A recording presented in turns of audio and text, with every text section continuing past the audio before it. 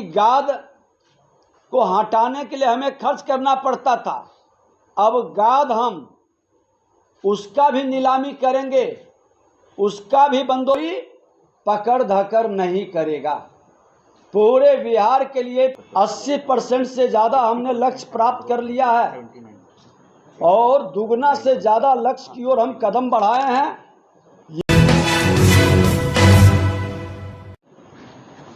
बिहार के अंदर सिर्फ बालू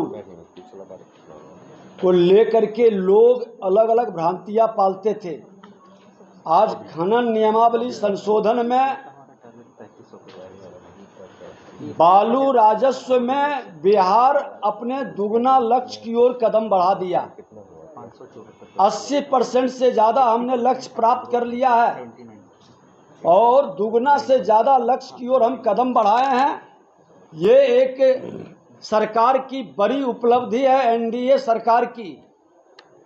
इसके पहले जो अवैध खनन का एक बड़ा कारोबार माफियाओं के द्वारा होता था, उस पर अंकुश लगाने के लिए खनन नियमावली संशोधन पर कल माननीय मुख्यमंत्री नीतीश कुमार जी के नेतृत्व में मुहर लगी और कई नियमावली में संशोधन हुआ है।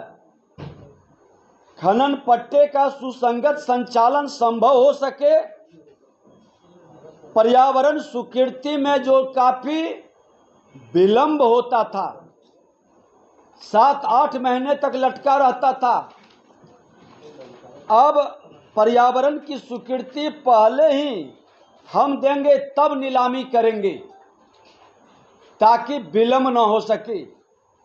खनन योजना की भी स्वीकृति हम पहले ही देंगे। पर्यावरण से जुड़े हुए जो भी अनावश्यक विलंब का कारक फैक्टर है, उसका समाधान हम पहले करेंगे और अवैध खनन का परिवहन पर प्रभावी अंकुश हम लगाने के लिए कई कदम उठाए हैं। आपको जानकारी दे दें कि जो इंस्पेक्टर राज स्थापित करने का वातावरण था, उसको भी हम लोग खत्म करने का प्रयास किए हैं। अब अपने खेत से जो मिट्टी उठाएगा और अपने उपयोग के लिए करेगा, उसको कोई पकड़ धकर नहीं करेगा। पूरे बिहार के लिए फ्री कर दिया गया है। आम लोगों को बड़ी परेशानी इसकी शिकायत होती थी और उसी तरह से गाड़ी वाले को भी एक बड़ा राहत हमने दिया है।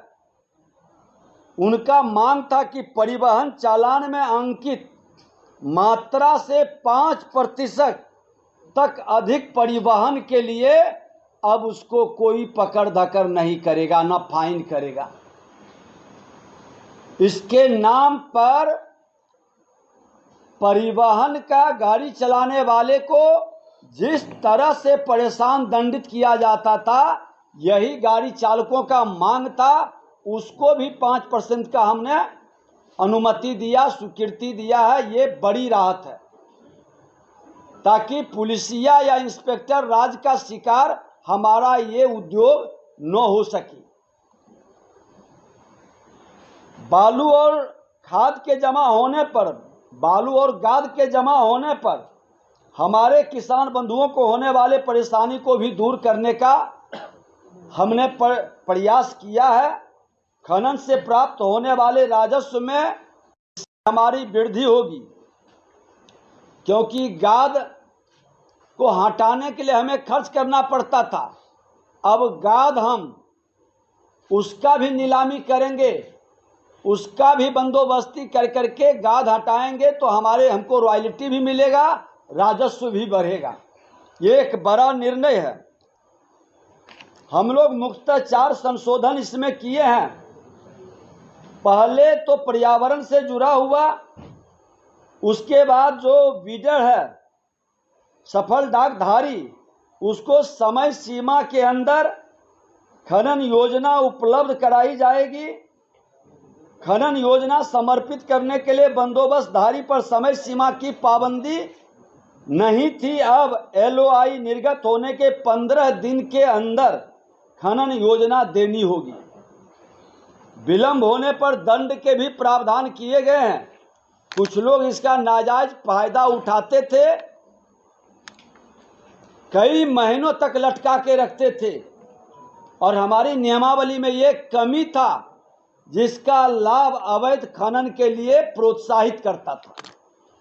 अब विलंब होने पर, 1 सप्ताह विलंब होने पर 1 लाख का दंड, 1 से 2 सप्ताह पर 2 लाख का दंड, 2 से 4 सप्ताह होने पर बिडिंग का 0.5%, और इससे अधिक 4 सप्ताह से अधिक अगर जो वो विलंब करेंगे LOI रद्द करने तथा सिक्योरिटी जब्त करने की कार्रवाई की जाएगी।